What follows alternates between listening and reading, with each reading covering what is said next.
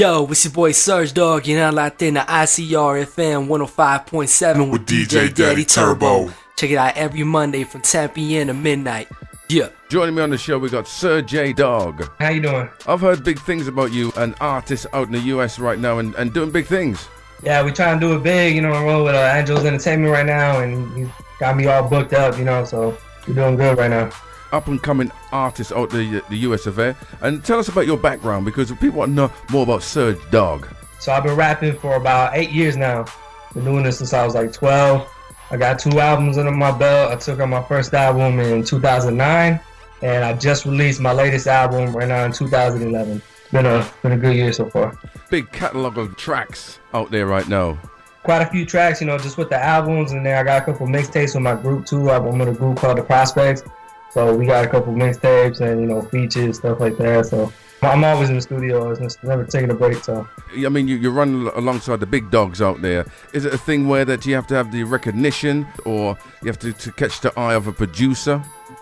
I think it's a little bit of both, honestly. I mean, as far as lyrics go, you know, other artists pay attention to up in that sense. You know, you have to pay your dues, because if you just come into this game and, you know, start talking about I'm the best and this and that, and you have nothing to back it up with, people will call you out on that. So it is a lot about, you know, paying your dues and making sure you do stuff right. And catching our, you know, producers it's kind of difficult too. They gotta be feeling your style and stuff like that.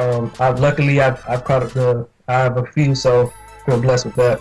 So how important is your lyrics to the tracks? Because they're the ones what people feed off.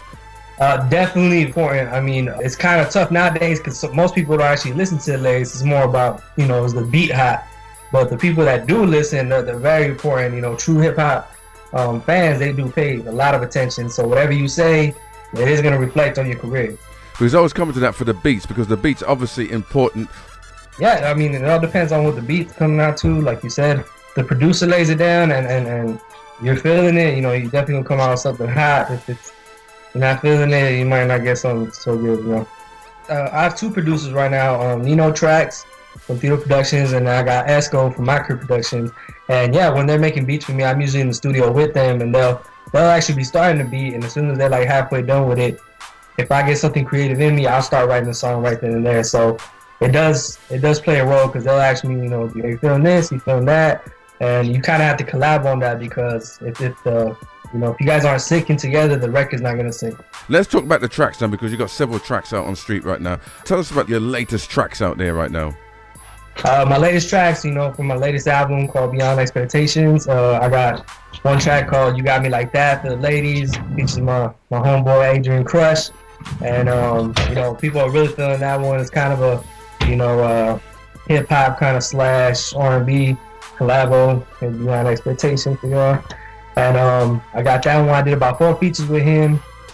I got another song with him called Ain't Good Enough, Do To You. And I got this other hot track with J Spirit called Draw the Line. I actually took a video out for it. It's on YouTube, so if anybody wants to check that one out too.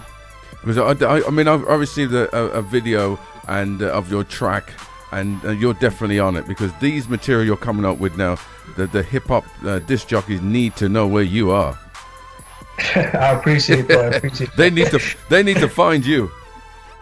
Well, I've been trying to find them. So.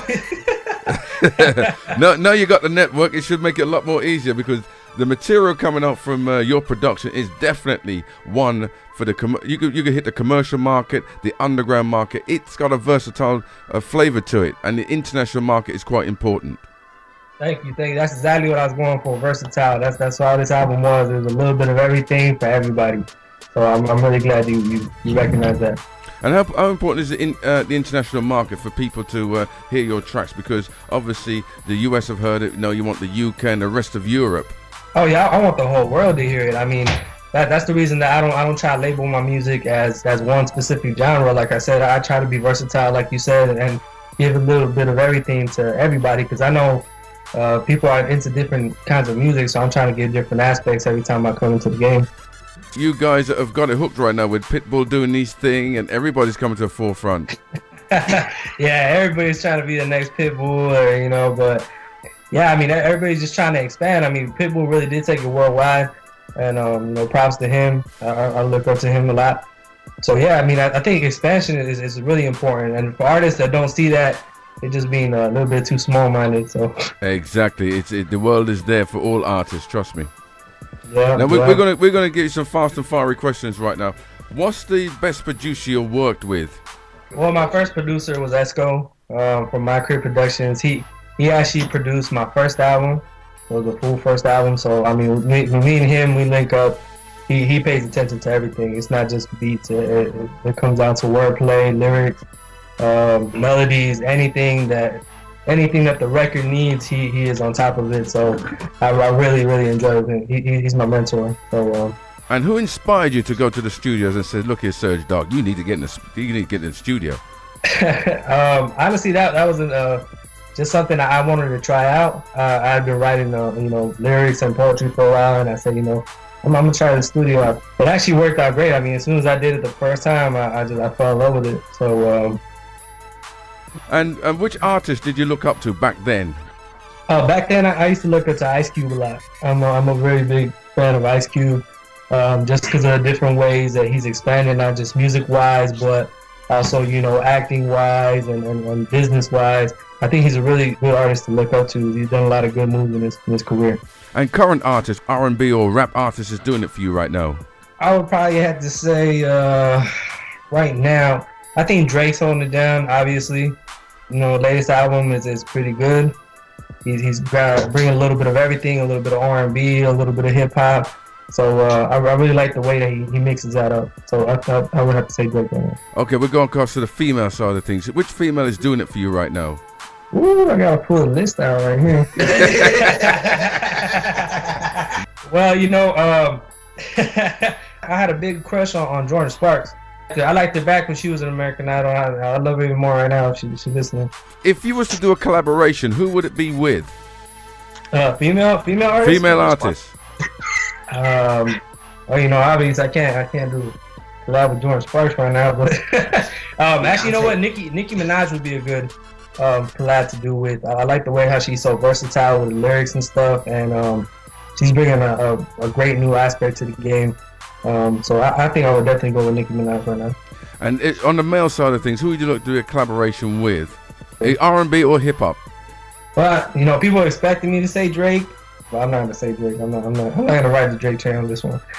If a producer come knocking on your door, which producer from the hip hop or R&B world would you like to knock on your door? Dre's cool, but for some reason I've always wanted to work with Timbaland. Timbaland, yeah?